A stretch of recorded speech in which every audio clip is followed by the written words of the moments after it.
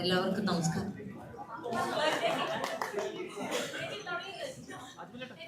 ഞാൻ actually mic ഓൺലൈനിലാണെന്ന് വിചാരിച്ച് തുടങ്ങിയതാണ്. എല്ലാവർക്കും നമസ്കാരം.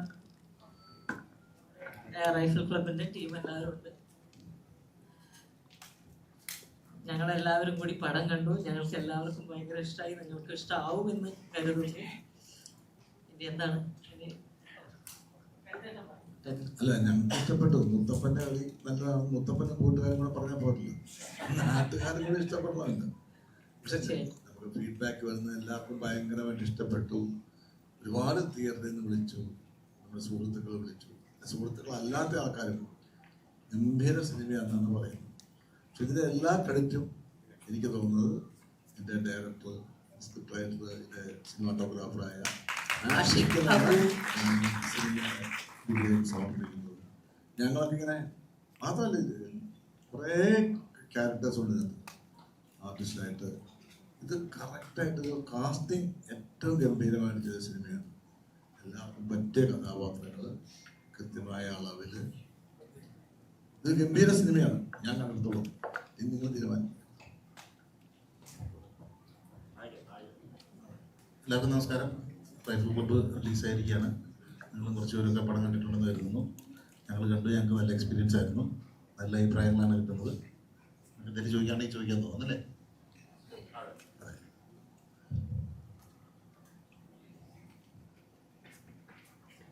ചേട്ടാ നമസ്കാരം. ഇവിടെയാണ്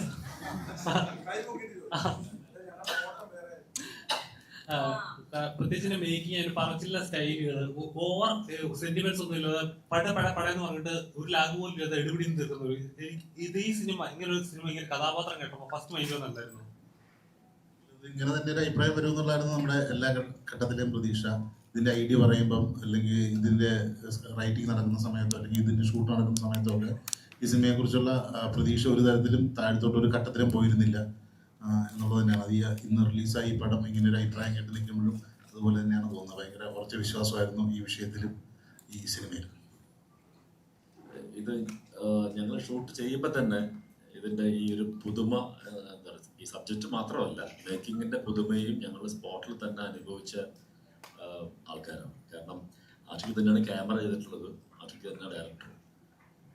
ശരിക്കും പറഞ്ഞാൽ ആ ലൊക്കേഷനിൽ ആഷിക്കിൻ്റെ ഒരു ദിവസം പോലും ഒരു 5 മിനിറ്റ് പോലും ഞങ്ങൾക്ക് ഫ്രീ ആയിട്ട് കിട്ടിയിട്ടില്ല. ഞങ്ങളൊക്കെ ആലോചിക്കും, ഇയാൾ ഇങ്ങനെ കിടന്ന് കഷ്ടപ്പെടുന്നല്ലോ. പക്ഷെ ആ കഷ്ടപ്പാടിൻ്റെ എന്തുകൊണ്ടാണ് ആഷിക്ക് അന്ന് അത്രയും ഒരു ഹാർഡ് വർക്ക് എടുത്തിട്ടുള്ളത് എന്നുള്ളത് ഇന്ന് സിനിമ കണ്ടപ്പോഴത്തേക്കാണ് നമുക്ക് മനസ്സിലായത്. കാരണം എളുപ്പമല്ല ഇങ്ങനത്തെ ഒരു സബ്ജക്റ്റ് എടുത്തിട്ട് അതിനെ ഇത്രയും മനോഹരമായിട്ട് മേക്ക് ചെയ്യുക എന്ന് പറയുന്നത് എളുപ്പമുള്ള കേസല്ല.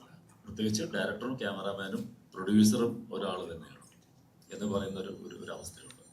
ഞങ്ങൾ ഏറ്റവും അധികം എൻജോയ് ചെയ്ത് വർക്ക് ചെയ്തിട്ടുള്ള ഒരു എല്ലാ സിനിമയും പറയുന്ന ഡയലോഗ് തന്നെയാണെങ്കിൽ പോലും ഇതിൻ്റെ പ്രത്യേകത ചിലപ്പോഴൊക്കെ പറഞ്ഞാണായിരിക്കും, ചില പറഞ്ഞാണായിരിക്കും ഈ സിനിമയിലായിരുന്നു. കാരണം ഒരു എസ്റ്റേറ്റിൻ്റെ മണ്ടയ്ക്ക് പോകുന്നൊരു ബംഗ്ലാവിലാണ് ഷൂട്ട് ചെയ്യുന്നത്. ഞങ്ങൾക്ക് താമസിക്കാനായിട്ട് ഓരോരോ റൂം ഉണ്ടാക്കി വെച്ചിരിക്കുകയാണ്. എല്ലാവർക്കും ആണുങ്ങൾക്ക് വേറെ, പെണ്ണുങ്ങൾക്ക് വേറെ റൂം ഉണ്ടാക്കി വെച്ചിട്ടുണ്ടെങ്കിൽ പോലും ഒറ്റ റൂമിലായിരുന്നു ഞങ്ങൾ എല്ലാവരും അവിടെ കഴിഞ്ഞതൊക്കെ. ഈ സിനിമയ്ക്ക് അത്രത്തോളം ഈ ആർട്ടിസ്റ്റുമായിട്ടുള്ള ഒരു എന്താ പറയുക, ഒരു കെമിസ്ട്രി എന്ന് പറയുന്ന സംഭവം ഉണ്ടല്ലോ, അത് ഈ ഷൂട്ടിംഗ് ലൊക്കേഷനിൽ തന്നെ ഞങ്ങൾക്ക് ഫീൽ ചെയ്തിട്ടുള്ള ഒരു കാര്യമാണ്. ഇപ്പം ഈ മോർണിംഗ് ഷോ കഴിഞ്ഞപ്പോൾ തന്നെ ഇപ്പം മൊബൈലിലൊക്കെ വരുന്ന മെസ്സേജുകളും അല്ലെങ്കിൽ നമ്മുടെ യൂട്യൂബേഴ്സും എല്ലാവരും തന്നെ പറഞ്ഞിട്ടുള്ളതൊക്കെ തന്നെ വളരെ പോസിറ്റീവായിട്ടുള്ള ഒരു ഇതാണ്. ഇതൊരു ഹോളിവുഡ് മേക്കിംഗ് ആണോ അല്ലെങ്കിൽ ബോളിവുഡ് മേക്കിംഗ് ആണോ എന്നൊക്കെ ചോദിക്കുന്നുണ്ട്. ഇത് ഏത് വുഡ് ആണെങ്കിലും ശരി, പക്ഷെ ഇങ്ങനെ ഇത് നമുക്കൊരു തിയേറ്റർ എക്സ്പീരിയൻസ് ചെയ്താൽ മാത്രമേ മനസ്സിലാവത്തുള്ളൂ. നമുക്കിതിന്റെ കഥയെ പറ്റിയോ അല്ലെങ്കിൽ ഇതിന്റെ മറ്റ് ഒരുപാട് കാര്യങ്ങളിലേക്ക് കടന്നു കഴിഞ്ഞാൽ ഇതിന്റെ സസ്പെൻസും കാര്യങ്ങളൊക്കെ ഒരു ഇതായി പോകും. സോ നമുക്ക് പറയാനുള്ളത് പ്രേക്ഷകർ ഇത് തിയേറ്ററിൽ കണ്ട് ആസ്വദിക്കണം എന്ന് മാത്രമേ ഉള്ളൂ. ഒരു പക്ക ആഷിഖ് കപൂർ ഫിലിം എന്ന് തന്നെ പറയാൻ പറ്റത്തുള്ളൂ. ദിലീഷ് ഇവിടെ റൈറ്റ് കോൺ. അപ്പോ ഈ റിലീസിന് മുമ്പായിട്ടേ പ്രൊമോഷൻസിന്റെ കാര്യം വരുമ്പോഴത്തേക്കും മറ്റ് സിനിമകളൊക്കെ ഭയങ്കര അധികം പ്രൊമോട്ട് ചെയ്തപ്പോ ഈ റൈഫിൾ ക്ലബ്ബ് കുറച്ചുകൂടെ സൈലന്റ് ആയിട്ട് നിന്ന് ഫസ്റ്റ് ഡേ തന്നെ ഭയങ്കര ഹെവി പോസിറ്റീവ് റിപ്പോർട്ട്സ് വരുന്ന ഒരു കാഴ്ച നമ്മൾ കാണുന്നുണ്ട്.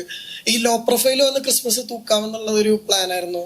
പ്ലാൻ്റെ അല്ല, ഇത് കണ്ടന്റിലുള്ള നമ്മുടെ വിശ്വാസം കൊണ്ടാണ് ഫസ്റ്റ് സ്ക്രീനിങ് കഴിഞ്ഞിട്ട് ഒരു പ്രസ് മീറ്റ് വെക്കാമെന്ന് ടീം തീരുമാനിക്കുന്നത്, അല്ലെങ്കിൽ പ്രൊഡക്ഷൻ ഹൗസ് തീരുമാനിക്കുന്നത്. അല്ലെങ്കിൽ നമ്മൾ പടത്തിന് മുമ്പേ പ്രസ് മീറ്റ് വെച്ചാൽ എന്തായാലും എല്ലാവരും സിനിമ കണ്ടു കഴിയുമ്പോൾ അതിനെക്കുറിച്ച് സംസാരിക്കുന്നതാണല്ലോ, കുറച്ചുകൂടെ ക്ലാരിറ്റിയിൽ സംസാരിക്കാമല്ലോ. നമ്മൾ മുമ്പേർ വന്ന് തള്ളേണ്ട കാര്യമില്ലോ, കണ്ടറിയാമല്ലോ എന്നോർത്തത്രേ ഉള്ളൂ. എടുത്തു പറയേണ്ട ഒരു കാര്യം ഇതിന്റെ ഒരു കാസ്റ്റിംഗ് ആണ് കേട്ടോ. അത് സിനിമ കാണുമ്പോൾ മനസ്സിലാവും. അല്ല, നമ്മളൊക്കെ ഓൾറെഡി സിനിമകളിൽ അഭിനയിച്ചിട്ടുള്ള ആൾക്കാരാണ്. ആദ്യമായിട്ട് അഭിനയിച്ചിട്ടുള്ള കുറച്ച് ആൾക്കാർ, പ്രത്യേകിച്ച് നമ്മുടെ ഹനുമാൻ കായൻ, നമ്മുടെ സൂരജ്, അതൊക്കെ അതിഗംഭീരമായിട്ടുള്ളൊരു എന്റെയും ഒരു ആദ്യ അനുഭവം എന്ന് പറയാം. കാരണം ഞാൻ ഗംഭീരമായിട്ടുള്ള ഒരു എൻട്രിയും കാര്യം. സെന്ന ഹെഗ്ഡെ, കുറെ ആൾക്കാരുണ്ട് ഇവിടെ. നടേഷ് ഹെഗ്ഡെ,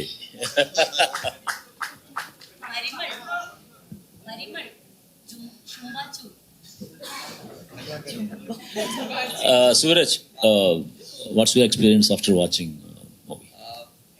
എനിക്ക് ഒരു വളരെ നല്ലൊരു എക്സ്പീരിയൻസ് ആയിരുന്നു. ആദ്യമായിട്ടായിരുന്നു, പറഞ്ഞ മാതിരി ആദ്യമായിട്ടാണ് ആക്ട് ചെയ്യണത്. പക്ഷെ എൻ്റെ ചുറ്റുപാട് ഇത്രയും ടാലന്റഡും ഇത്രയും വാമായ ആക്ടേഴ്സും അങ്ങനത്തെ ഒരു കാസ്റ്റ് ഉണ്ടാകുമ്പോൾ it was much more easier experience. പിന്നെ ആഷിഖേട്ടനും നമ്മളെ വളരെ ഒരു പ്രസൻസ് ഉണ്ട്. അവർ ക്യാമറേൻ്റെ ബാക്കിലാണെങ്കിലും അല്ലെങ്കിൽ നമ്മളോട് സംസാരിക്കുകയാണെങ്കിലും നല്ലൊരു രീതിയുണ്ട്. എങ്ങനെയാണ് നമുക്ക് ഒരു ഫസ്റ്റ് ടൈം ആകുമ്പോൾ നമുക്ക് ആ ഒരു നെർവസ്നെസ് ഉണ്ടാവുമല്ലോ, പക്ഷെ അത് റിമൂവ് ചെയ്യാൻ പറ്റിയ ഡയറക്ടറായിരുന്നു. ആൻഡ് ടു താങ്ക് ആഷിഖേട്ടൻ for trusting me with this. Because പറഞ്ഞ മാതിരി ഇവർ മുന്നിലൊക്കെ ഞങ്ങൾക്ക് I have no idea, right? പക്ഷെ ആദ്യമായിട്ടൊന്ന് ചെയ്യുമ്പോൾ it's an honour. So it was a beautiful. അതൊക്കെ വെറുതെ കുറച്ച് വിനയമാണ്, കുറച്ച് വിനയം കൂട്ടി പറഞ്ഞതാണ്. അങ്ങനത്തെ ഒരു ഫീൽ ഞങ്ങൾക്ക് തോന്നിയിട്ടില്ല. സൂരജ് ഫസ്റ്റ് ഡേ തന്നെ അതിഗംഭീരമായിട്ട് പെർഫോം ചെയ്തിട്ടുള്ള സീൻസ് ആയിരുന്നു. ഞങ്ങൾ ചെറുതായിട്ടൊന്ന് പേടിച്ച്. അതെ, സൂരജിന്റെ ഒരു പ്രിപ്പയർ ചെയ്യുന്ന ടെക്നിക്ക് തന്നെ നമ്മൾ ഞെട്ടിപ്പോയിട്ടുണ്ട്. ഇവൻ വന്നിട്ട് ഒരു 30 പുഷപ്പ് എടുക്കും ഷോട്ടിന് മുമ്പ്. You can see that. എന്നിട്ട് പോയിട്ടാ പുള്ളി സ്ട്രഗ്ലിംഗ് സീൻസ് ഒക്കെ അഭിനയിക്കുന്നത്. So it was passionate to watch him also. Very beautiful ആയിരുന്നു അത്. അല്ല, ഞാന് ഇതിന് മുന്നേ ഞാൻ സ്റ്റേജിലാണ് യൂസ്വലി പെർഫോം ചെയ്യല്. അപ്പൊ ആ സ്റ്റേജിൽ കയറുന്ന മുന്നേ നമ്മൾ സാധാരണ ഒരു 100 പുഷപ്പ് അടിച്ചിട്ടാണ് പോകല്. അപ്പൊ ഞാൻ ആ സെയിം ടെക്നീക്ക് ഇവിടെ യൂസ് ചെയ്യാനായിരുന്നു മനസ്സിലുണ്ടായത്. പിന്നെ അതും നമ്മൾ സീൻ എന്ന് പറഞ്ഞാൽ നമ്മൾ വെടി കൊള്ളുന്ന സീനായിരുന്നു. അപ്പൊ ഞാൻ അങ്ങനെ കുറച്ച് പമ്പാവട്ടെ എന്ന് വിചാരിച്ചിട്ടാണ്. അതെ അതെ, അത് എണ്ണാൻ വേണ്ടിട്ട് എന്നെ നിർത്തുമായിരുന്നു. സോർബി ചേച്ചി പ്ലീസ് കം ആൻഡ് കൗണ്ട്. ഞാനാണെങ്കിൽ പേടിച്ചു വിറച്ചു, മോനെ സൂരജ് അല്ല ഹനുമാൻ കൈൻ്റെ ഒക്കെ ആണല്ലോ ഇവൻ. അപ്പോ പോയി എങ്ങനെ എണ്ണി അങ്ങനെ വാം ആക്കിയിട്ട് നോക്കൂ എന്നൊക്കെ പറഞ്ഞിട്ടല്ലേ. ഇവര് കോൺഫിഡൻസ് ഒക്കെ ഉണ്ടായിട്ടാണ് നമുക്കൊന്ന് ചെയ്യാൻ പറ്റിയത്. Like it was really fun. It was a beautiful time and yeah. അതന്നെ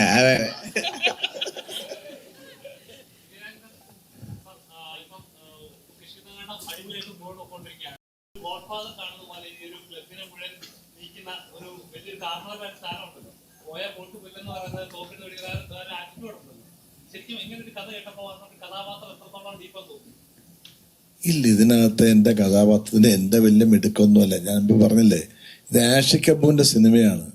ഞാൻ കുറേ നാളായിട്ട് അഭിനയിക്കുന്ന ആളാണ്. ഈ ക്യാരക്ടറിൻ്റെ എന്നെ പോസ്റ്റ് ചെയ്തിരിക്കുന്നത് എനിക്ക് നടക്കാൻ പോലും സമയമില്ലല്ലോ. ഇതിപ്പല്ലേ ഒരു കസേര എന്നുകൊണ്ട് നടൻ എന്ത് ചെയ്യാൻ പറ്റും? എനിക്കൊന്നും ചെയ്യാൻ പറ്റില്ല അവിടെ.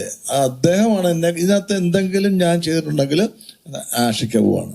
സത്യത്തിൽ അത് കുട്ടേട്ടന്റെ അടവായിരുന്നു.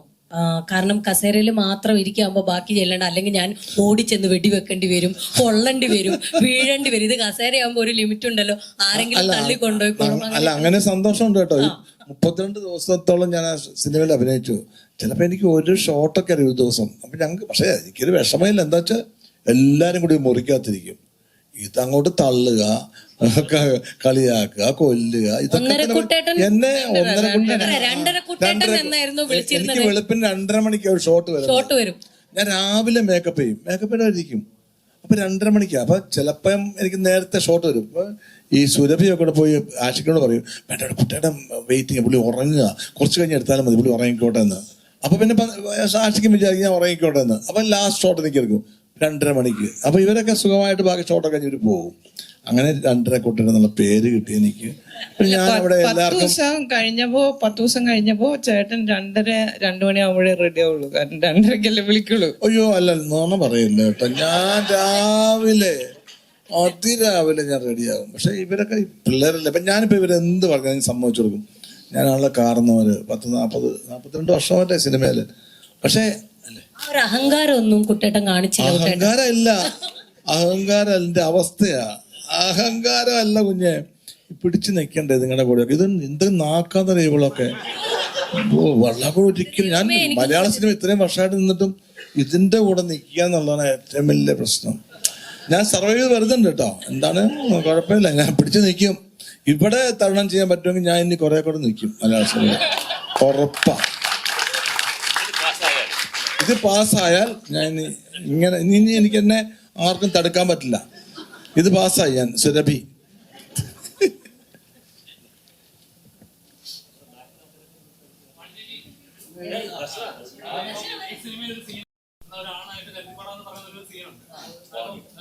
മലയാള സിനിമയിൽ കുറെ സ്ത്രീകൾ ഒരുമിച്ച് ആക്ഷനിലേക്ക് ഇറങ്ങുന്ന ഒരു മലയാള ചിത്രം കൂടി ആയിരിക്കാം. എങ്ങനെ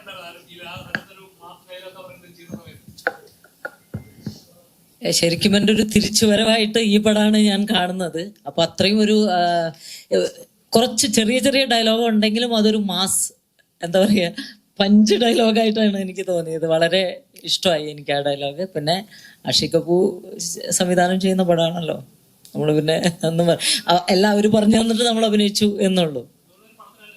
യെസ് യെസ്. ഇന്ന് മോർണിംഗ് ഷോ കഴിഞ്ഞപ്പോഴത്തേക്കും വന്ന കുറെ കോളുകളിൽ അധികം ആൾക്കാരും പറഞ്ഞ സംഭവമാണ് ഇതിന്റെ ഡയലോഗ്സ് എന്ന് പറയുന്നത്. ശ്യാം പുഷ്കരൻ എന്താ പറയുക, നമ്മൾ കാച്ചി കുറുക്കിയെടുത്ത ഡയലോഗ്സ് എന്നൊക്കെ പറയില്ലേ, അതിൽ ഒരുപാട് വലിച്ചുപോയ ഡയലോഗ്സും കാര്യങ്ങളൊന്നുമില്ല. പക്ഷെ ഉള്ള ഡയലോഗ്സിനുള്ള കണ്ടന്റ് ഭയങ്കര രസകരമായിട്ടുള്ള സംഭവമായിരുന്നു. നെക്സ്റ്റ് ദർശനാണ് ഞങ്ങളുടെ സിനിമയുടെ കുഞ്ഞോള്.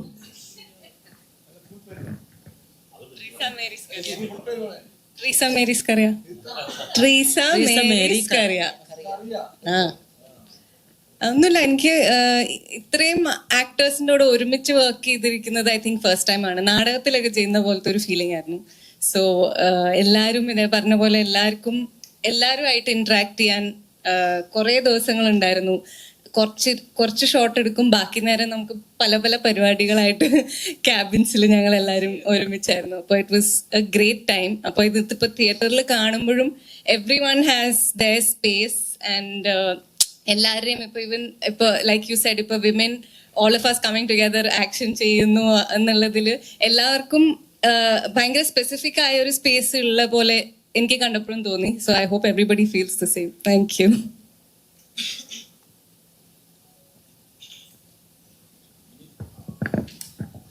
നമസ്കാരം. റൈഫിൾ ക്ലബിൻ്റെ ഏറ്റവും എനിക്ക് രസകരമായിട്ട് തോന്നിയൊരു കാര്യം, അത് പറഞ്ഞു തുടങ്ങാൻ നല്ലത് സൂരജാണ്. കാരണം സൂരജിനെ അഭിനയിക്കാൻ വിളിച്ചിട്ട് ഷൂട്ടിൻ്റെ ഡേറ്റ് ആയിട്ടും സൂരജ് അവിടെ നിന്ന് ഇങ്ങോട്ട് വരുന്നില്ല. അപ്പോൾ ശ്യാമൻ്റെ അടുത്ത് പറഞ്ഞാണ്, സൂരജ് പറഞ്ഞു എനിക്ക് സ്ക്രിപ്റ്റ് അയച്ചതാ, എനിക്ക് ക്യാരക്ടറിൻ്റെ ഡീറ്റെയിൽ വേണം, എനിക്ക് കഥ കേൾക്കണം എന്നൊക്കെ പറഞ്ഞു. അപ്പോൾ ഞങ്ങളെല്ലാവരും ആദ്യമേ ഉണ്ടായിരുന്ന ഏറ്റവും വലിയ റൈഫിൾ ക്ലബിൻ്റെ ഒരു പ്രത്യേകത അതാണ്, ആ സിനിമയുടെ കഥ. പക്ഷേ ഒരു പേജിലും എഴുതി തരാവുന്ന കഥയേ ഉള്ളൂ. പക്ഷെ ക്യാരക്ടേഴ്സിനെ അത്രമാത്രം ഡീറ്റെയിൽ ചെയ്തിട്ടുള്ള ഒരു സിനിമ അടുത്ത കാലത്തൊന്നും വന്നിട്ടില്ല. Each and every character well defined ആണ്. അത് റൈറ്റിംഗ് പാർട്ടായാലും അതിൻ്റെ മേക്കിംഗ് പാർട്ടായാലും അത്ര പെർഫെക്റ്റ് ആണ്. അപ്പോൾ സൂരജിൻ്റെ അടുത്ത് ശ്യാം അവസാനം ഫോണിൽ വിളിച്ചിട്ട് പറഞ്ഞു, ഇങ്ങോട്ട് കയറി വാ മച്ചനെ, ഇവിടെ വന്നിട്ട് പിടിക്കാം നമുക്ക്. ആ പിടുത്തമാണ് സിനിമയെ കണ്ടത്. അപ്പോൾ ഇങ്ങനെ ഓരോ ക്യാരക്ടറും ഈ സിനിമയിൽ കൃത്യമായിട്ടുള്ളൊരു ആർക്കുണ്ട്, അവർക്കൊരു ഹൈ പോയിന്റ് ഉണ്ട്. അവരെ കൃത്യമായിട്ട് അങ്ങോട്ടും ഇങ്ങോട്ടും ഇപ്പം ഈ ക്ലബ് മെമ്പേഴ്സ് തന്നെ പരസ്പരം അങ്ങോട്ടും ഇങ്ങോട്ടും ഓരോരുത്തർ ഊക്കിയിട്ടാണ് തുടങ്ങുന്നത് തന്നെ ഓരോ ക്യാരക്ടേഴ്സിനെ. അത് കഴിഞ്ഞിട്ട് ഓരോ മെമ്പറിനെയും നിങ്ങൾക്ക് കൃത്യമായിട്ട് റെക്കഗ്നൈസ് ചെയ്യാവുന്ന രീതിയിൽ അത് എഴുതപ്പെട്ടിട്ടുണ്ട്. അത് നന്നായിട്ട് ട്രീറ്റ് ചെയ്ത് ഷൂട്ട് ചെയ്തിട്ടുള്ള ഒരു സിനിമയാണ്. അപ്പോൾ ഞാൻ സെറ്റിലേക്ക് പോകുമ്പോൾ ഞാൻ ആഷിഖിൻ്റെ അടുത്ത് ഫസ്റ്റ് പറഞ്ഞൊരു കാര്യം, എൻ്റെ ആദ്യത്തെ എക്സൈറ്റ്മെൻറ്റ് എന്ന് പറയുന്നത് ഒരു ഡയറക്ടർ തന്നെ, അതും ആഷിഖ് ഇതുവരെ ക്യാമറ ചെയ്ത ഒരു സിനിമ നമ്മൾ കണ്ടിട്ടില്ല. ഇതിനു മുമ്പ് ഒരു സിനിമ ചെയ്തിട്ടുണ്ട് ലവ്ലി, അതിനി റിലീസാവാൻ പോകുന്നേ ഉള്ളൂ. അപ്പോൾ അതെനിക്കൊരു എക്സൈറ്റ്മെൻ്റ് ആയിരുന്നു, എങ്ങനെയായിരിക്കും ആഷിഖ് ചെയ്യുന്നത്. ചിലപ്പോൾ ഒരു ഓപ്പറേറ്റിംഗ് ക്യാമറാമാൻ വെച്ചിട്ടായിരിക്കും ചെയ്യുന്നത്, പക്ഷെ അങ്ങനെയല്ല. ഒരു സിംഗിൾ ഷോട്ട് പോലും വേറൊരു ക്യാമറാമാന് കൊടുക്കുന്നത് ഞാൻ കണ്ടിട്ടില്ല. സെക്കൻഡ് DOP ഉണ്ട്, പക്ഷെ സ്റ്റിൽ ആഷിഖ് എല്ലാം ഷൂട്ട് ചെയ്യുന്നുണ്ടായിരുന്നു. അപ്പോൾ അത്ര രസകരമായിട്ടുള്ള ഒരു സെറ്റും ഒരു വൈബും ഞങ്ങൾക്ക് കിട്ടിയിരുന്നു. അപ്പോൾ ആ എനർജി ഇന്ന് സത്യത്തിൽ തിയേറ്ററിൽ ഇരിക്കുമ്പോൾ ടോട്ടൽ ബ്ലാങ്ക് ആയിരുന്നു. ഇത് വർക്കാവുന്നുണ്ടോ ഇത് അറിയുന്നില്ല, കാരണം നമുക്ക് ആ ഒരു ജഡ്ജ്മെൻറ്റ് പോയിരുന്നു. പക്ഷെ പുറത്തിറങ്ങി കഴിഞ്ഞതിന് ശേഷം ഓരോരുത്തർ വിളിക്കുമ്പോഴും തിയേറ്ററിൽ നിന്ന് കിട്ടുന്ന റെസ്പോൺസും അത് ഭയങ്കര ഹൈ ആയിരുന്നു. കാരണം നമ്മളൊരു കഥയല്ല ഈ സിനിമ, ശരിക്കും ഇതിൻ്റെ ഒരു ട്രീറ്റ്മെൻ്റ് ആണ്. ഈച്ച് ആൻഡ് എവറി ക്യാരക്ടർ ഓരോ പോയിന്റും ഹൈ ആക്കുന്നുണ്ട്.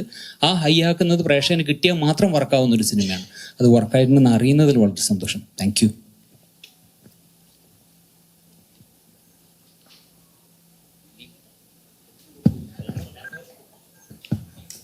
ഒരുപാട് സന്തോഷം ഇങ്ങനെ ഈ റൈഫിൾ ക്ലബിൽ ആഷിഖിൻ്റെ ഈ പടത്തിൽ എനിക്കും പാർട്ടിസിപ്പേറ്റ് ചെയ്യാൻ പറ്റിയതിൽ ഒരുപാട് സന്തോഷം. ആഷിഖിൻ്റെ പടങ്ങളൊക്കെ മിക്കവാറും പല ജോണറിലുള്ള പടങ്ങളായിരിക്കും, അല്ലെങ്കിൽ ഒരു കംഫർട്ട് സോണിലൊന്നും കയറി ഇരിക്കുന്ന ഒരു പ്രകൃതമല്ലെന്നാണ് എനിക്ക് തോന്നിയിരിക്കുന്നത് അദ്ദേഹത്തിൻ്റെ ഫിലിമോഗ്രാഫി കണ്ടിട്ട്. സോ അദ്ദേഹത്തിൻ്റെ പുതിയൊരു പടം, ആ പുതിയൊരു എക്സ്പെരിമെൻറ്റിൽ എനിക്കും ഒരു ഭാഗമാകാൻ കഴിഞ്ഞാൽ ഒരുപാട് സന്തോഷം. അതുപോലെ തന്നെ എനിക്ക് ഈ സിനിമയിൽ കണ്ടപ്പോൾ വളരെ സന്തോഷം തോന്നി. അതിനേക്കാളൊക്കെ ഉപരി ഇവിടെ ഇരിക്കുന്ന എല്ലാവരും എന്നേക്കാൾ സീനിയേഴ്സ് ആയിരിക്കണം ഒരുപക്ഷെ. അഭിനയത്തിലായാലും ടെക്നീഷ്യൻസ് ഉണ്ട്, അഭിനേതാക്കളുണ്ട്, എല്ലാവരും ഉണ്ട്. പിന്നെ കുട്ടിയേട്ടനെ പോലുള്ള ആൾക്കാരൊക്കെ നന്നായിട്ടുണ്ടാന്ന് പറഞ്ഞപ്പോൾ സത്യത്തിൽ എനിക്ക് ഒരുപാട് സന്തോഷം തോന്നി. എനിവേ ഈ ക്രൂവിൻ്റെ കൂടെ എസ്പെഷ്യലി മൈ സൂസൻ ഒരുപാട് സന്തോഷം, ഹാപ്പിയാണ്.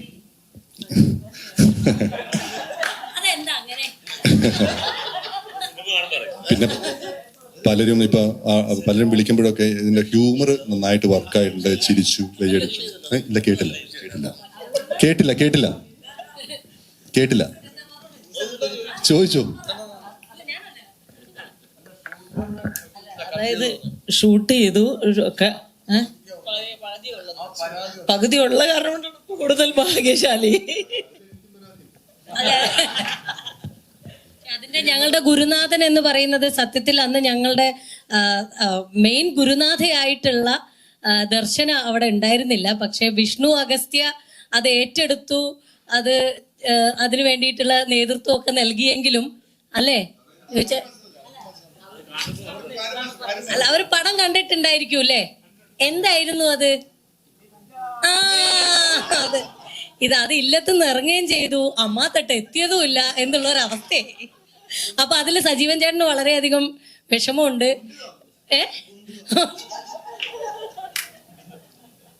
അതെ, അപ്പോ സാരല്ല സജീവൻ ചേട്ടാ, നമുക്കത് ഡിലീറ്റഡ് സീൻസ് എന്ന് പറഞ്ഞിട്ട് ഒരു പീസ് എടുത്ത്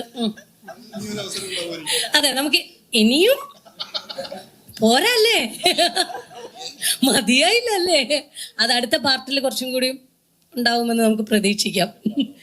സെക്കൻഡ് പാർട്ടിൽ ഓണത്തിനല്ലേ.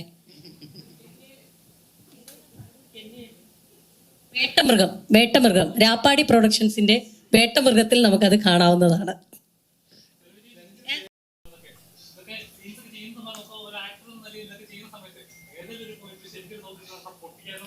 എന്റെ മോനെ, അത് കറക്റ്റ് ശരിക്കുമുള്ള തോക്കാ. അത് ഒറിജിനൽ തോക്ക്, ഒറിജിനൽ ആയിട്ട് പൊട്ടിച്ചതാണ് ഞങ്ങള്. അതങ്ങ് പൊട്ടിച്ച് ഇങ്ങനെ തള്ളിക്കോ, പോലീസ് വീട്ടിൽ വരും. സോറി, ഒരു മയത്തിലൊക്കെ തള്ളാവൂന്ന് എന്നോട് കുട്ടേട്ടൻ പറഞ്ഞിരുന്നു.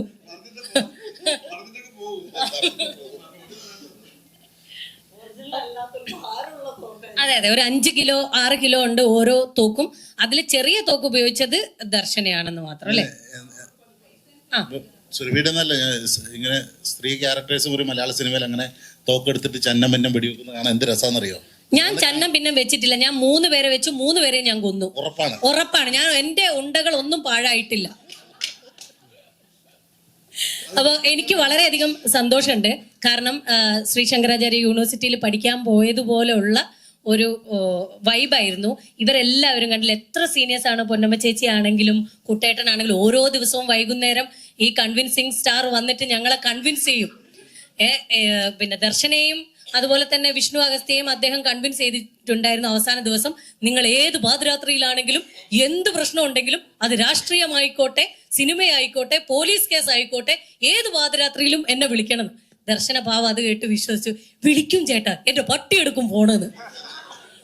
അത്രയും ഞങ്ങളെ കൺവിൻസ് ചെയ്തുകൊണ്ടിരിക്കുകയായിരുന്നു ഓരോ ദിവസങ്ങളിലും. പിന്നെ വാണി ചേച്ചി ആയിക്കോട്ടെ, ഉണ്ണിമാങ്കോ ആയിരുന്നു ഞങ്ങളുടെ സ്പൈ വർക്ക് ചെയ്തുകൊണ്ടിരുന്നത്. കാരണം കഥയൊന്നും ഞങ്ങൾക്ക് അത്ര ഇതറിയില്ല. അപ്പൊ പെട്ടെന്ന് അവിടെയൊക്കെ പോയി ഇന്ന് ഇങ്ങനെ സംഭവിക്കും, അങ്ങനെ സംഭവിക്കും എന്നൊക്കെ ഞങ്ങൾക്ക് പറഞ്ഞു തന്നത് മാംഗോ ആണ്. പിന്നെ സൂരജിനെ പറ്റി ഞാൻ ആവശ്യത്തിൽ നമ്മളുടെ സ്റ്റാർ വിനീതേട്ടൻ, അദ്ദേഹത്തിന്റെ ഭക്ഷണം നിങ്ങൾ എല്ലാവരും കണ്ടുപഠിക്കേണ്ട ഒന്നാണ്. പച്ചക്കറികൾ മാത്രം, പലതരത്തിലാണ് അദ്ദേഹം ഫുഡ് കഴിക്കുന്നത്. അതുകൊണ്ടാണ് ഈ ഒരു നിത്യ യൗവനം ഷാജഹാൻ ഇപ്പോഴും സൂക്ഷിക്കുന്നത്. പിന്നെ പരിമളിനെയും എനിക്ക് അധികം കൂടെ വർക്ക് ചെയ്യാൻ പറ്റിയിട്ടില്ല. നമ്മുടെ തെലുങ്ക് ഡയറക്ടർ ഒന്ന് എണീറ്റ് നിൽക്കൂ. Sorry, Kannada director Natesh Hegde. അദ്ദേഹം ഒരു വില്ലനായിരുന്നു. അദ്ദേഹത്തിന് പക്ഷെ ടുട്ടുമോൻ വെടിവെച്ച് കൊന്നു. ഒരു മിനിറ്റ് അവർക്ക് വേണ്ടി നീ സംസാരിച്ച് കളയില്ല. അവര് സംസാരിച്ചോളൂ. പക്ഷെ അവരെ നമ്മൾ പരിചയമാണ്. അവരൊന്നും സംസാരിക്കുന്നില്ല. നീ നിർത്തിയാലല്ലേ സംസാരിക്കാൻ പറ്റുള്ളൂ. മൈക്ക് കൊടുത്തു. Mic. So thank you for having me. Sham said this is the first time in Malayalam film history a snipe shooter is hitting the target. So I'm happy to do that role. And also some of the greatest minds are here. It's privilege to work with them. Thank you. Vishnu Agasthya. ഞാൻ വിഷ്ണു അഗസ്ത്യ. അപ്പോൾ ഞാൻ RDXന് ശേഷം വരുന്ന ഒരു സിനിമയാണ്. അപ്പോൾ ഇത്രയും ഭയങ്കര എന്താ പറയുക, ഇത്രയും വൈബുള്ള ഒരു ക്രൂവിൻ്റെ കൂടെ വർക്ക് ചെയ്യാൻ പറ്റിയതിൽ ഭയങ്കര സന്തോഷം. Thank you. ഇല്ല, ഉണ്ണിമാങ്കോ ഒന്നും പറയില്ല, പറഞ്ഞോ. അല്ല, എന്തെങ്കിലും ചോദിച്ചാ പറയാം. എന്തെങ്കിലും വിഷ്ണുവിനോട് ആരെങ്കിലും എന്തെങ്കിലും ഒന്ന് ചോദിക്കൂ.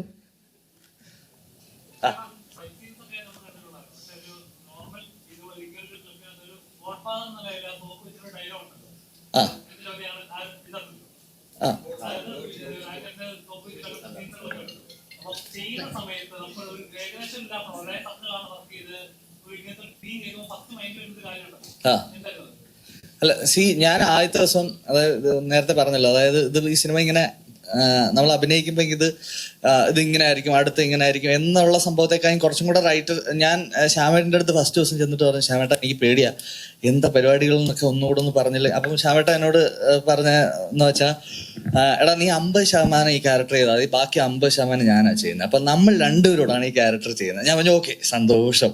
അങ്ങനെ എനിക്ക് തോന്നിയെന്ന് വെച്ച് കഴിഞ്ഞാൽ നമുക്ക് ഏകദേശം ഏറ്റവും അവസാനത്തിലേക്കൊക്കെ എത്തുമ്പോഴായിരിക്കും അതിങ്ങനെ നമ്മൾ കണ്ടെത്തി പോവാണ്. നമ്മൾ നേരത്തെ എല്ലാം ഡിസൈഡ് ചെയ്തിട്ട് അങ്ങ് അഭിനയിക്കുന്നതല്ല, ഫിലിം മേക്കറിന് വേണ്ടിയാണ് അഭിനയിക്കുന്നത്. അപ്പൊ അദ്ദേഹം ഓക്കെ പറയുമ്പോൾ അതിനെ ലീവ് ചെയ്തിട്ട് ഇന്നിപ്പോ നിങ്ങളൊക്കെ തിയേറ്ററിൽ നിന്ന് കണ്ട പോലെ ഞാൻ സിനിമ കണ്ടു, എനിക്ക് വർക്കായി. Thank you bro. Thank U.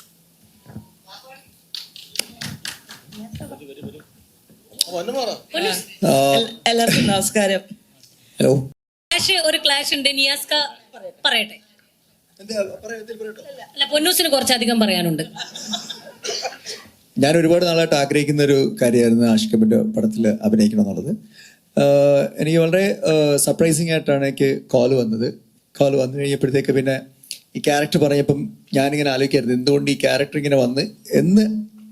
ഞാൻ താഴത്ത് മറ്റുള്ള ക്യാരക്ടേഴ്സിന്റെ പേര് പറയപ്പോഴാണ് വിനീത് ഞാനും ഇതിൽ ബ്രദേഴ്സാന്ന് പറയുമ്പോഴത്തേക്ക് എനിക്ക് മനസ്സിലായി ഞങ്ങൾ രണ്ടുപേരും ഓൾമോസ്റ്റ് ലുക്ക് ലൈക്ക് എന്നുള്ള രീതിയിൽ ആണ് എന്നെ അതിൽ സെലക്ട് ചെയ്തത്.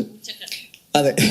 പിന്നെ ഞങ്ങളുടെ ക്യാരക്ടർ എന്ന് പറഞ്ഞാൽ കണ്ണൂർ കാസർഗോഡ് ആ ഒരു സൈഡിലുള്ള 2 ബ്രദേഴ്സ് എന്നുള്ളൊരു ക്യാരക്ടർ എന്നുള്ള നിലയിൽ എന്നെ എടുക്കുകയും സർപ്രൈസിംഗ്ലി ഞാൻ ഈ ക്യാരക്ടർ ചെയ്യുമ്പം ഞാൻ അതിൻ്റെ ഒരു ക്യാരക്ടർ ചെയ്യുന്നു എന്നുള്ളത്. പക്ഷെ ഞാൻ മൂവി കണ്ടപ്പം എനിക്ക് മനസ്സിലായി ത്രൂ ഔട്ട് ഇവരുടെ എല്ലാവരുടെയും കൂടെ ആ സിനിമയിൽ എനിക്ക് നല്ലൊരു ക്യാരക്ടർ കിട്ടിയെന്നുള്ളതും ഈ മൂവി ഇത്രയും ഒരു ലെവലിൽ ഇങ്ങനെ ക്ലിക്കായതും ഒക്കെ എവ്രി വൺസ് എഫേർട്ട്, ആക്ടേഴ്സിൻ്റെ എഫേർട്ട് ആൻഡ് മെയിൻലി ഇതിൽ ആഷിഖ് കപൂറിൻ്റെ ക്യാമറയും ആഷിഖ് കപൂർ ഡയറക്റ്റ് ചെയ്ത രീതിയും പിന്നെ ഷ്യാമും മറ്റുള്ളവരൊക്കെ എഴുതിയ ആ സ്ക്രിപ്റ്റിൻ്റെയും ഡയലോഗ്സൊക്കെ സൂപ്പർബായിരിക്കുന്നു. And the results from everywhere is so fantastic. എല്ലാവർക്കും ഈ പടത്തെക്കുറിച്ചൊരു ഹൈ എൻഡ് അഭിപ്രായമാണ്. And we hope it will go beyond the level. And thanks for having us. ഇതിപ്പോൾ നിയാസ് പറഞ്ഞ പോലെ എന്നെ ഈ പടത്തിലോട്ട് ആഷിഖാണ് വിളിക്കുന്നത്. എനിക്ക് വളരെയധികം ആഗ്രഹമുണ്ടായിരുന്നു ആഷിഖിൻ്റെ കൂടെയും ശ്യാം പുഷ്കറിൻ്റെ സ്ക്രിപ്റ്റിലും ദിലീഷ് പോത്തിൻ്റെ കൂടെയൊക്കെ ഒന്ന് അഭിനയിക്കണമെന്നുള്ളത്. അത് എന്തായാലും ഒരു 10-40 ദിവസം ഞങ്ങളെല്ലാം ഒരുമിച്ച് ഒരു കുടുംബം പോലെ ഞങ്ങളവിടെ ഈ പടം പൂർത്തിയായി. വളരെ ത്രില്ലിലായി ഇങ്ങനെ ഇരിക്കുമായിരുന്നു ഈ പടം ഒന്ന് ഇറങ്ങിയിട്ടൊന്ന് കാണാൻ വേണ്ടി. കാരണം ഞാനും ഇങ്ങനെയുള്ള ഒരു വേഷം ഇതിനു മുമ്പുള്ള പടങ്ങളൊന്നും ചെയ്തിട്ടില്ല. അപ്പോൾ അതും എനിക്കൊരു വെറൈറ്റി ആയിട്ട് ഫീൽ ചെയ്തു. എന്തായാലും ഞാൻ ആഷിഖിനോടും ആ ക്രൂവിനോടുമാണ് ഒരുപാട് താങ്ക്സ് പറയുന്നത്. ഈ പടം എല്ലാവരും കണ്ടിട്ടില്ലെങ്കിൽ പ്രേക്ഷകരെല്ലാവരും തിയേറ്ററിൽ പോയി പടം കാണണം. ഈ പടം ഒരു വമ്പിച്ച വിജയമാക്കി നിങ്ങളെല്ലാവരും തീർക്കണം. Thank you so much. Ramzan അല്ല സെന്ന ഹെഗ്ഡെ, തിങ്കളാഴ്ച നിശ്ചയത്തിന്റെ ഡയറക്ടറായിട്ടുള്ള സെന്ന ഹെഗ്ഡെ.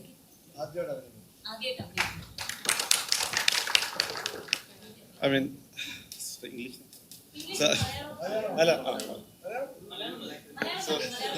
അല്ല എനിക്ക് ഇൻ മൈ ലൈഫ് ഞാൻ ഒരിക്കലും ആക്ടർ ആവുമെന്ന് വിചാരിച്ചില്ല. I mean I had no aspiration. Even today like ഈ പടം കഴിഞ്ഞിട്ടും ഇനി ചോദിച്ചാൽ ഇല്ല ഇനി ആക്ടർ ആവണ്ട. സോ ഞാൻ I think the casting director call me. അപ്പം ഞാൻ വിചാരിച്ചു, സാധാരണ എനിക്ക് ഇങ്ങനത്തെ കോൾ വരാറുണ്ട്. എൻ്റെ സിനിമയിൽ ഈ കാസർഗോഡ് ഭാഗത്ത് ഞാൻ most of my movies are based there. So വേറെ ഏതെങ്കിലും നടന്മാരുടെ നമ്പർ വല്ല ചോദിച്ചിട്ട് വിളിച്ചെന്ന് വിചാരിച്ചു ഞാൻ. സോ വെൻ ഹി സെഡ് ഞാനാണ് ആക്ട് ചെയ്യണമെന്ന് പറയുമ്പോൾ ഞാൻ ഇങ്ങനെ കളിയാക്കി 2-3 ദിവസം വിളിച്ചു പുള്ളി. ഞാൻ താല്പര്യമില്ല എന്ന് പറഞ്ഞു. പിന്നെ ദെൻ ഹി സ്റ്റാർട്ടഡ്. അപ്പോൾ ഇതിൻ്റെ മൊത്തം കാസ്റ്റ് ഒന്നും പറഞ്ഞില്ല, 1-2 ആൾക്കാരുടെ പേര് മാത്രമേ പറഞ്ഞുള്ളൂ. Then he started dropping names. അപ്പോഴാണ് then that greedy side of my mind started working. So basically I am here because of greed. Because nobody wants to lose an opportunity to work with these names and the bigger names who are not on the stage today. So yeah, I mean, ഞാനൊരു 4 ദിവസത്തേക്ക് എന്നിട്ട് എന്നെ വിളിച്ചത് ഇവിടെ for the shoot. Yeah, so I met, I mean, Vishnu will tell the story better. First ദിവസം വന്നിട്ട് സെനബ്രു ഇതേപോലെ പറഞ്ഞു, ഞാനിവിടെ ഉണ്ടെന്നുള്ള കാര്യം പറയണ്ട, നാളെ ആദ്യത്തെ ഷോട്ട് വെച്ചിട്ട് മിക്കവാറും ഞാൻ മുങ്ങും. അപ്പൊ അതുകൊണ്ട് ഞാനിവിടെ ഉണ്ടെന്നും ഞാൻ ഈ സിനിമയിൽ അഭിനയിക്കുന്നതും താൻ ആരോടും പറയരുത്. ഞാൻ പറഞ്ഞു ഒരിക്കലും ഇല്ല. പക്ഷെ പതുക്കെ അഭിനയിച്ച് വന്നപ്പോ ഫസ്റ്റ് പരിചയപ്പെട്ട ഇദ്ദേഹത്തെ കൊല്ലുന്നത് ഞാനാ. അതൊരാശ്വാസമായിരുന്നു. So yeah, I mean, so 4 ദിവസത്തേക്ക് വന്നതാ. I think I stayed because I was part of the entire family of, I mean, I start with Suraj and then I finish with Kashyap. So and Suraj and me were the first friends. Namala adutha room aayirunnu. So I was so nervous and it was his first time, so I told him take extra 5 push-ups for me. So that gives me extra confidence. So yeah, it's a wonderful opportunity and yeah, I'm really grateful. Thank you. Rifle ക്ലബ്ബിൽ രാപ്പാടി എന്ന് പറഞ്ഞിട്ട് വേഷമാണ് ചെയ്തേക്കുന്നത്. I am so happy to be with all this vibrant team. പിന്നെ കാസ്റ്റിങ്ങിൻ്റെ ഭാഗമായിട്ട് ആദ്യം മിലിന്ദാണ് വിളിക്കുന്നത്. മിലിന്ദും ബിബിനും കൂടെ എനിക്കൊന്ന് പടം തുടങ്ങുന്നതിന് 2-3 മാസം മുമ്പ് വിളിച്ചിട്ടുണ്ടായിരുന്നു. അപ്പോൾ വല്ലപ്പോഴൊക്കെ ആണ് ഇതുപോലെ എന്തെങ്കിലുമൊക്കെ ഒരു വെറൈറ്റി ആയിട്ടൊക്കെ ചെയ്യാനായിട്ട് ഒരു സാഹചര്യം കിട്ടുന്നത്. So very grateful. പടം നല്ല അഭിപ്രായം വരുന്നുണ്ട്. ഒരുപാട് പേര് വിളിക്കുകയും മെസ്സേജ് അയക്കുന്നുണ്ട്. ഈ ക്രിസ്മസിന് ഒരു വമ്പിച്ച വിജയമാവട്ടെ. പടം ആൾക്കാർ മനസ്സിലായിട്ടെ. Thank you.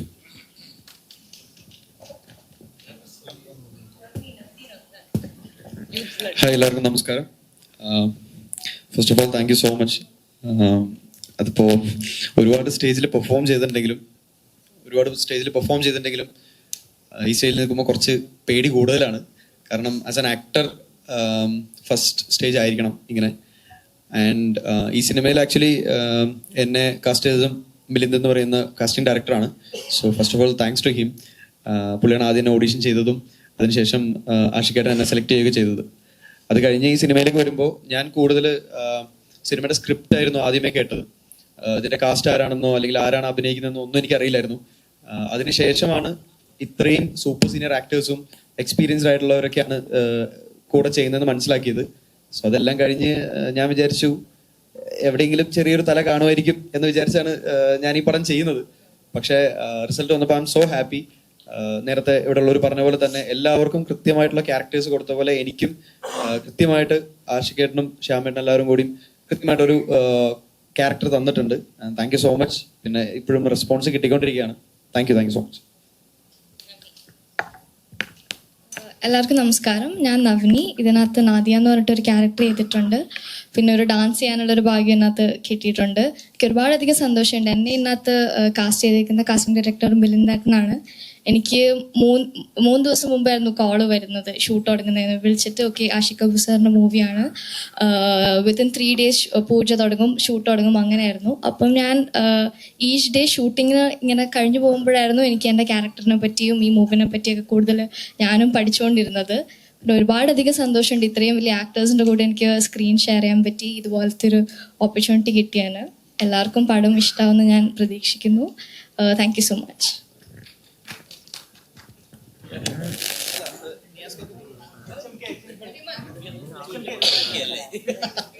പിടിക്കപ്പെട്ടു. എൻ്റെ പേര് പരിമൽ. ബിച്ചു എന്ന് പറഞ്ഞ ക്യാരക്ടറാണ് ഞാൻ ചെയ്തത് പടത്തില്. എല്ലാവരും പറഞ്ഞ പോലെ ഇത്രയും പേരുടെ കൂടെ വർക്ക് ചെയ്യാനും ഇങ്ങനത്തെ ഒരു മൂവിന്റെ ഭാഗമാകാൻ പറ്റിയതിലും വളരെ സന്തോഷം. ആഷിക്കേട്ടനും ശ്യാമേട്ടനും ഫുൾ സപ്പോർട്ട് തന്നതുകൊണ്ടാണ് ഇത്രയും ചെയ്യാൻ പറ്റിയത്. ബിക്കോസ് ഇത് എൻ്റെയും ഫസ്റ്റ് ടൈം ആണ്. And yeah, thank you so much for having me. ഇത്രയും പേരുടെ കൂടെ വർക്ക് ചെയ്യാൻ പറ്റിയതിൽ വളരെ സന്തോഷം. Film happened because of you. HMK. ഇവിടെ എല്ലാവരും പറഞ്ഞപ്പോൾ ഒരു കാര്യം, ഞങ്ങൾ ഈ കാട്ടിൽ പോയൊരു ഇതുണ്ട്. പുഷ്പ മൂവി ഷൂട്ട് ചെയ്ത ഫോറസ്റ്റിലാണ് ഞങ്ങൾ ഹണ്ടിങ്ങിന് പോകുന്ന സീൻ എടുത്തിരിക്കുന്നത്. അതൊരു ഡിഫറെൻറ്റ് എക്സ്പീരിയൻസ് ആയിരുന്നു. ഞങ്ങളൊരു എനിക്കൊന്ന് കുറഞ്ഞൊരു ഓൾമോസ്റ്റ് ഒരു 4-5 days ഉണ്ടായിരുന്നു അവിടെ, 3 or 4 days.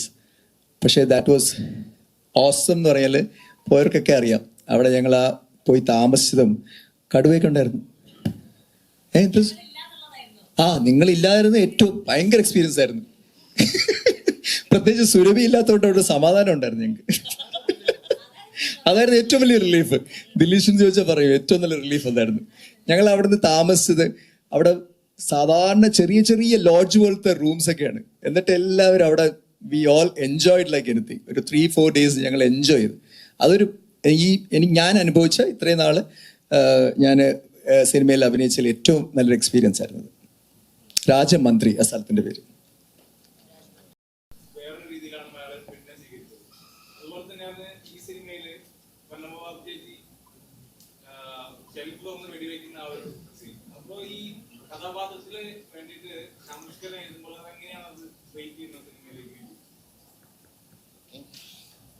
അല്ല, ശ്യാമ വളരെ ഡീറ്റെയിൽ ആയിട്ട് ക്യാരക്ടേഴ്സ് എഴുതുന്ന ഒരു റൈറ്ററാണ്. അത് പലതവണ പല സിനിമകൾ കൊണ്ട് പ്രൂവ് ചെയ്തിട്ടുള്ളതാണ്.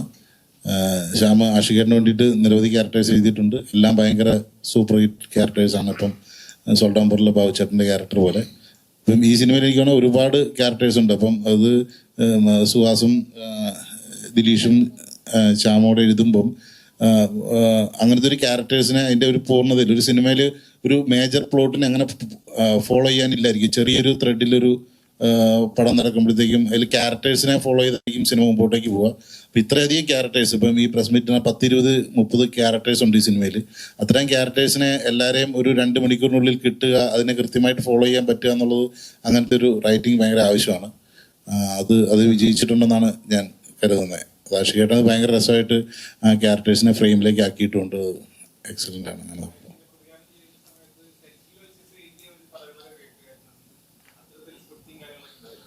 അല്ല, സ്ക്രിപ്റ്റ് ഓൾറെഡി എഴുതിയിട്ടുണ്ടാവും ഉറപ്പായിട്ട്. അത് കുറെ നാളിരുന്ന് അവർ വർക്ക് ചെയ്തിട്ടുണ്ട്.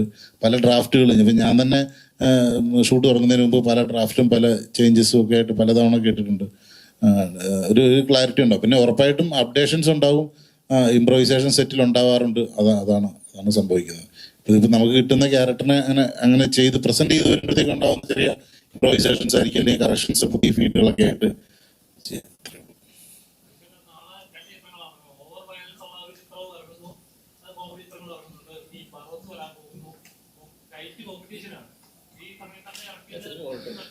അല്ല, എനിക്ക് തോന്നുന്നു ഒരു കാലം ഇപ്പം നമ്മളിപ്പം എത്രയോ വർഷമായിട്ട് സിനിമകൾ ഓരോ സീസണിൽ 4, 5, 6 സിനിമകൾ വരുന്നു. ഒരു സമയത്തും ഒരു സിനിമയുടെ വിജയം മറ്റൊരു സിനിമയ്ക്ക് ആളെ കുറയ്ക്കുന്നതായിട്ട് ഇതുവരെ കണ്ടിട്ടില്ല. ഏത് സീസണിലായാലും 2 നല്ല സിനിമ വന്നിട്ടുണ്ടെങ്കിൽ 2 പടം ഓടും, 4 നല്ല സിനിമ വന്നു കഴിഞ്ഞാൽ 4 ഓടും. ഇനി ഒരു പടവും നല്ലതല്ലെങ്കിൽ ഒരു പടം ഓടത്തില്ല. അതാണ് അതിൻ്റെ റിയാലിറ്റി എന്നാണ് തോന്നുന്നത്. ഒന്നിനൊരു കോമ്പറ്റീഷനൊന്നും അല്ല. നമ്മൾ എന്തായാലും ക്രിസ്മസിന് ഇഷ്ടം പോലെ അവധി ദിവസമുണ്ട്. 3, 4, 5 നല്ല പടം വന്നാലും കാണാനുള്ള സമയമുണ്ട്.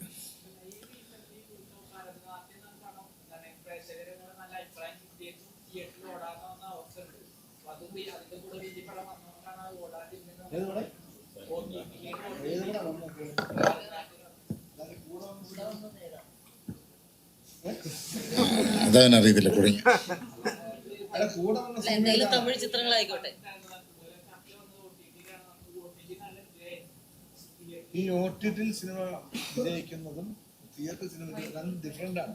നമ്മൾ വീട്ടിൽ ഇരുന്ന് നമ്മുടെ സൗകര്യത്തിന് വേണ്ടി സിനിമ കാണുന്നതും വീട്ടിൽ ഇരുന്ന് നമ്മളെ സൗകര്യത്തിൽ പകുതി കണ്ടിട്ട് അവിടെ പോയിട്ട് കാപ്പ് ഓടിച്ചിട്ട് വന്ന് വീണ്ടും ബാക്കി കാണാം.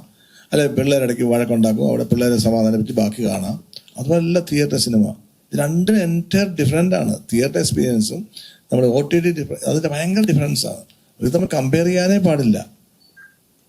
ഇതൊരു സിനിമയുടെ വേറൊരു സിനിമ വന്നുകൊണ്ടാണ് ആ സിനിമ ഒരു സിനിമ ശ്രദ്ധിക്കാതെ പോടെന്ന് എനിക്ക് തോന്നിയിട്ടില്ല. ഇന്നുവരെ അങ്ങനെ മലയാളത്തിലൊരു എനിക്ക് അങ്ങനെ ഒരു അനുഭവം തോന്നിയിട്ടില്ല. വേറൊരു സിനിമ ഭയങ്കര വിജയത്തിൽ ഓടുന്നതുകൊണ്ട് വേറെ സിനിമയ്ക്ക് ആളില്ലാണ്ട് പോകുന്ന അങ്ങനത്തെ ഒരു അവസ്ഥയൊന്നുമില്ല. നമുക്കിപ്പം നല്ലൊരു സിനിമയാണെങ്കിൽ ആരും തിയേറ്ററിൽ നിന്ന് അത് മിസ് ചെയ്യാലെന്ന് എനിക്ക് തോന്നണേ. നമ്മുടെ ആവശ്യമാണല്ലോ നല്ലൊരു സിനിമ തിയേറ്ററിൽ വരുമ്പോൾ തിയേറ്ററിൽ തന്നെ കാണുക എന്നുള്ളത്.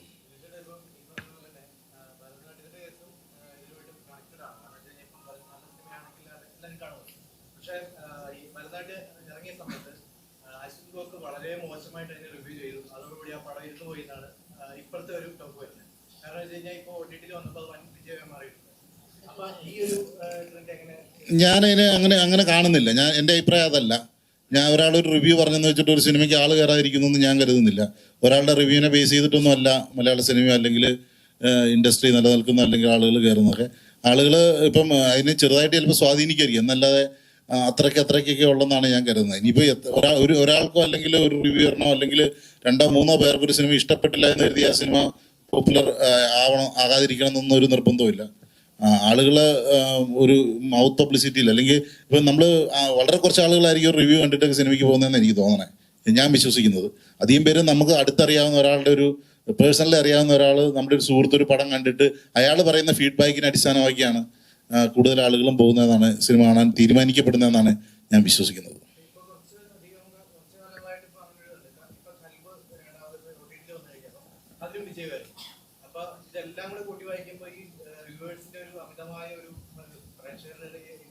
ഇല്ല, ഞാൻ വിശ്വസിക്കുന്നില്ല. എൻ്റെ അഭിപ്രായം അതല്ല. ഞാൻ റിവ്യൂ അല്ലെങ്കിൽ ഒരാളൊരു സിനിമയെക്കുറിച്ച് നല്ലത് പറഞ്ഞെന്ന് വെച്ചിട്ട് ആരും കാണാനും പോകത്തില്ല.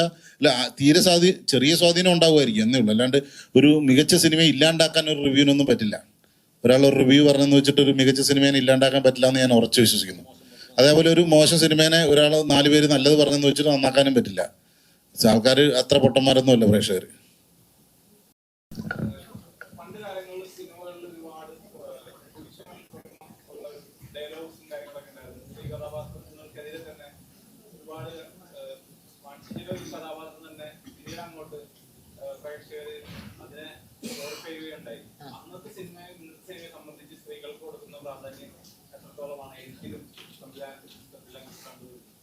അല്ല സ്ത്രീ അല്ല അങ്ങനെയൊന്നല്ല, സ്ത്രീ കഥാപാത്രങ്ങൾ വരണം എന്നാണ് പറയുന്നത്. അന്നും ഇന്നും എന്നും ഉണ്ടാവണം എന്ന് തന്നെയാണ് പറയുന്നത്. സ്ത്രീകൾക്ക് പ്രാധാന്യമുള്ള കഥാപാത്രങ്ങൾ ഉണ്ടാക്കണം. ഒരു അല്ലേ വ്യത്യാസമായിരിക്കും ഈ പടം തീർച്ചയായിട്ടും. ഈ സിനിമ പുരുഷ കഥാപാത്രങ്ങളെക്കാളും കൂടുതൽ ഹീറോയിസം ഇതിന്റെ സ്ത്രീ കഥാപാത്രങ്ങളാണ്. പൊന്നമ്മ ഒറ്റ വെടിയേ വെക്കുന്നുള്ളൂ, പക്ഷെ ബാക്കിയുള്ളവർ എത്ര വെടി വെച്ചിട്ട് ഒരു കാര്യമില്ല, 1.5 വെടിയാ അത്. അപ്പൊ ഇവിടെ എല്ലാ സ്ത്രീ കഥാപാത്രങ്ങളും ഇതിനകത്ത് എല്ലാവരും ഭയങ്കര ഹീറോയിക് ആയിട്ടുള്ള ഒരു ഫീൽ ഉണ്ടാകുന്നുണ്ട്. സ്ത്രീ എന്ന് പറഞ്ഞ് മാറ്റി നിർത്തേണ്ട കാര്യമേ ഇല്ല. ഈ സിനിമ ഒരിക്കലും അങ്ങനെയല്ല. വെറുതെ പറയുകയാണ് സ്ത്രീ പുരുഷൻ എന്നൊക്കെ പറഞ്ഞാൽ സിനിമയിൽ അങ്ങനെയില്ല. അല്ല, ആരും മനഃപൂർവ്വം സ്ത്രീകളെ താഴ്ത്തി കാണിക്കാൻ വേണ്ടി പറഞ്ഞെടുക്കുന്നതല്ലല്ലോ. ഒരു കഥ ചെയ്യുമ്പോൾ കഥയ്ക്കനുസരിച്ചുള്ള കഥാപാത്രങ്ങൾ വരുന്നതല്ലേ. ഇപ്പൊ ഈ സിനിമ കണ്ടാൽ നിങ്ങൾക്ക് എല്ലാവർക്കും അറിയാം എത്രത്തോളമാണ് സ്ത്രീകൾക്ക് ഇമ്പോർട്ടൻസ് എന്നുള്ള എല്ലാവർക്കും അറിയാം.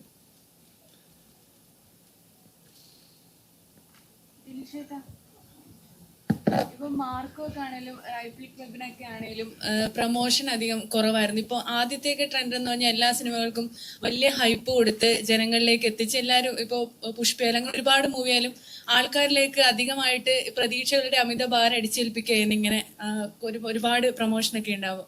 അപ്പോൾ റൈഫിൾ ക്ലബ്ബൊക്കെ ഈ പ്രൊമോഷൻ കുറവായിരുന്നു. സിനിമ കഴിഞ്ഞിട്ടാണ് ഇപ്പോൾ പ്രസ് മീറ്റ് ആയാലും വെച്ചിട്ടുള്ളത്. ഇപ്പൊ മാർക്കോ ആയാലും നാളെ റിലീസിന് എത്തണം. അപ്പോൾ അത് ഈ നേരത്തെ റിവ്യൂവിന്റെ കാര്യം പറഞ്ഞു. ഇപ്പൊ റിവ്യൂവിനെയൊക്കെ അങ്ങനെ പേടിച്ചിട്ടാണോ അതോ അങ്ങനെ ആൾക്കാരിൽ നിന്ന് ഇത്രയും ഹൈപ്പ് കൊടുത്തിട്ട് പടം ഇങ്ങനെ ആവും അങ്ങനെയൊക്കെയുള്ള റിവ്യൂകൾ വരുന്നത് കൊണ്ടാണോ ഇപ്പൊ അങ്ങനെ ഒരു ട്രെൻഡ് മാറിക്കൊണ്ടിരിക്കുന്നത്? ഒരു ട്രെൻഡ് മാറിയെന്നൊന്നും എനിക്ക് തോന്നല്ല. അത് ഓരോ സിനിമയുടെ മാർക്കറ്റിംഗ് സ്ട്രാറ്റജി അനുസരിച്ചായിരിക്കും അത് അങ്ങനെ ചെയ്യപ്പെടുന്നത്.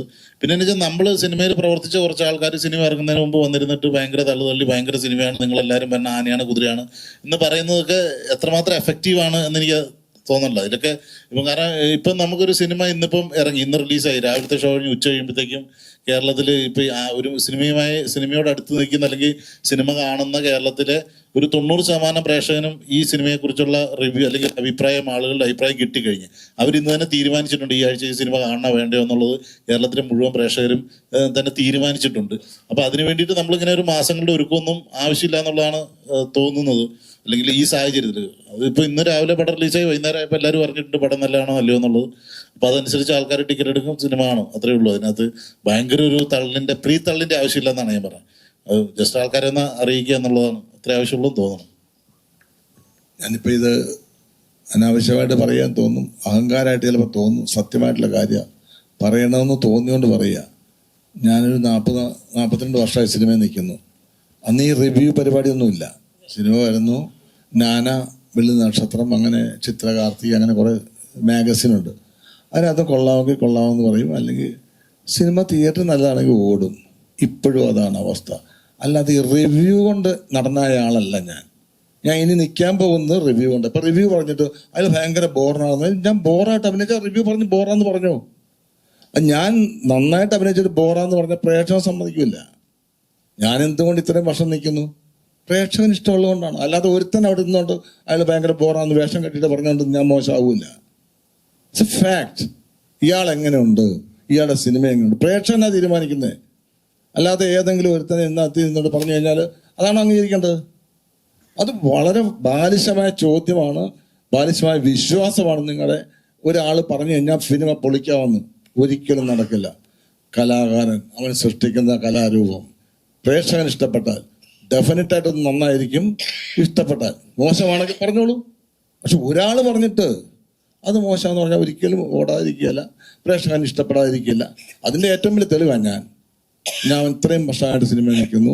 ഞാൻ നായകനായിട്ടുണ്ട്, സഹനടനായിട്ടുണ്ട്, വില്ലനായിട്ടുണ്ട്, ഗുണ്ടായിട്ടുണ്ട്, ഒരുപാട് കാലഘട്ടങ്ങൾ കടന്നു വന്നയാളാണ് ഞാൻ. അപ്പം എന്നെ ഇന്ന് ഞാൻ നടനായ ആളല്ല. അതുകൊണ്ട് ഞാൻ പറയുകയാണ്, എൻ്റെ എക്സ്പീരിയൻസ് ആയിട്ട് പറയണം, ആരെയും മോശക്കാരനായിട്ട് പറയല്ല. ഇതുകൊണ്ടാണ് സിനിമ ഓടുന്നതെന്ന് ആരും വിശ്വസിക്കേണ്ട. നല്ലത് പറഞ്ഞാൽ നല്ലതാണ്, അത് കുറച്ചും കൂടെ ഭംഗിയായിട്ട് ചെയ്യുന്നതാണ് ഭംഗി എല്ലാവർക്കും. അല്ലാതെ ആരെയും മോശക്കാരനായിട്ട് പറഞ്ഞത് എന്ത് കാര്യം?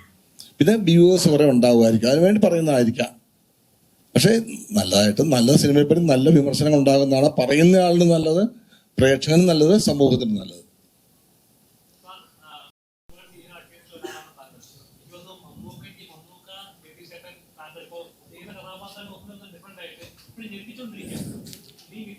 ഞാൻ ഞെട്ടിക്കുന്നൊന്നുമില്ല, പ്ലീസ് അങ്ങനെയൊന്നും പറയാം. ഓരോ കഥാപാത്രം നല്ലത് വന്നാൽ ഞാൻ ചെയ്യുന്നു. ചിലപ്പം എന്നെ കൊണ്ട് നല്ലതായിട്ട് ചെയ്യാൻ പറ്റും, എനിക്ക് ചെയ്യാൻ പറ്റുന്ന. ഇപ്പം എന്നെ ഇതിനകത്ത് ആഷിക്കബ് വിളിച്ചു. ഞാൻ എൻ്റെ സത്യം പറയാം, എനിക്ക് ഒരിക്കലും പറ്റാത്ത പരിപാടി ഈ പ്രണയരംഗം. എനിക്ക് അറിയാൻ മേല കേട്ടോ, സത്യം. എനിക്ക് എന്റെ പ്രണയം ഇങ്ങനെ അല്ലല്ല, എനിക്ക് പ്രണയമുണ്ടോ? പിന്നെ നിന്നോടുള്ള പ്രണയം അത് വേറെ, അത് വേറെ, അത് ഞാൻ പുറത്ത് പറയാൻ കൊള്ളൂല. അപ്പോ കുട്ടേട്ടാ നേരത്തെ സൂരജിന്റെ കാര്യം പറഞ്ഞ പോലെ അപ്പൊ എനിക്ക് എന്റെ പ്രണയം അത് എനിക്ക് അറിയില്ല ശരിക്കും പറഞ്ഞ. എന്നെ ആദ്യം ഒരു കാമുകനായിട്ട് സിനിമയിൽ അവതരിപ്പിച്ചത് ആഷിക് കപൂറാണ്. സോൾട്ട് ആൻഡ് പെപ്പർ എന്ന സിനിമയിൽ എന്തൊരു വലിയ കാമുകനാണ്. കണ്ട പ്രേക്ഷകർ പറഞ്ഞത് ലാല്, ശ്വേത, ആസിഫ് അലി അവരുടെ പ്രണയമൊക്കെ ഉണ്ട്. പക്ഷെ എൻ്റെ പ്രണയം, എൻ്റെ കാമുകയെ കാണിക്കുന്നതുമില്ല. പക്ഷെ ഞാൻ ഭയങ്കര കാമുകനായിട്ട് എല്ലാവർക്കും തോന്നുന്നുണ്ട്. ഞാൻ ഡയറക്ടറുടെ മിടുക്കാണ്, എൻ്റെ മിടുക്കല്ല. അങ്ങനെ എന്നെ നല്ലൊരു ക്യാരക്ടറായിട്ട് എന്നെ ഇത്രയും നാൾ നിലനിർത്തിക്കൊണ്ട് ഇവിടുത്തെ ഡയറക്ടേഴ്സാണ്, ഇവിടുത്തെ പ്രൊഡ്യൂസേഴ്സാണ്, ഇവിടുത്തെ പ്രേക്ഷകരാണ്. അല്ലാതെ ഈ ഞാൻ പറഞ്ഞ മനസ്സിലായില്ലേ, ഒരാൾ പറഞ്ഞുകൊണ്ട് അങ്ങനെ ആവില്ല സിനിമ. പിന്നെ തൽക്കാലം ഒരു ചില കാര്യങ്ങളൊക്കെ നടക്കുമായിരിക്കും.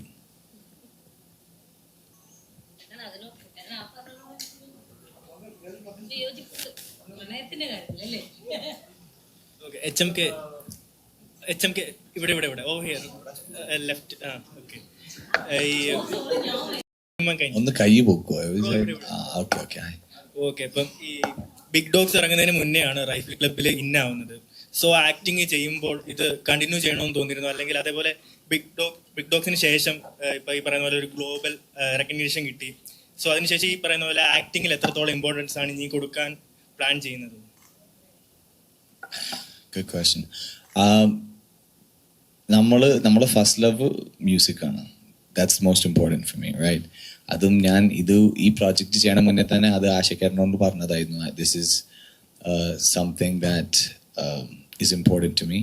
പക്ഷേ ഈ ഒരു എക്സ്പീരിയൻസ് ഉണ്ടായതുകൊണ്ട് I was able to see എങ്ങനെയുണ്ട് and how much I actually enjoyed it, right? It could be because of the cast, it could be because of the director and everything, but also personally എനിക്ക് ഈ experience എനിക്ക് കിട്ടിയതുകൊണ്ടാണ് എനിക്ക് ശരിക്കും ഒന്ന് കാണാൻ പറ്റിയത് എങ്ങനെയാണ്. ഇപ്പം നമ്മൾ ഇതുവരെ ഒരു മ്യൂസിക് വീഡിയോ ഒക്കെ ഷൂട്ട് ചെയ്യുമ്പോൾ it's very different experience, right?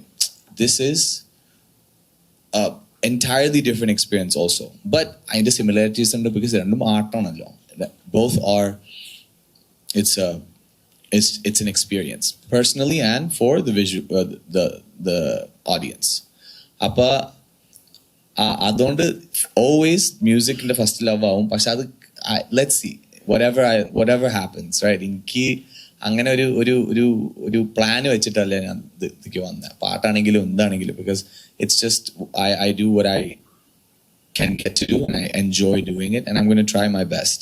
So nalla role kittaanengil, or if I see something that I enjoy, or even if I want to try something out, I'll try. But whatever it is, angane oru plan vechittalla. Let's see. All the best for your future. Thank you, brother.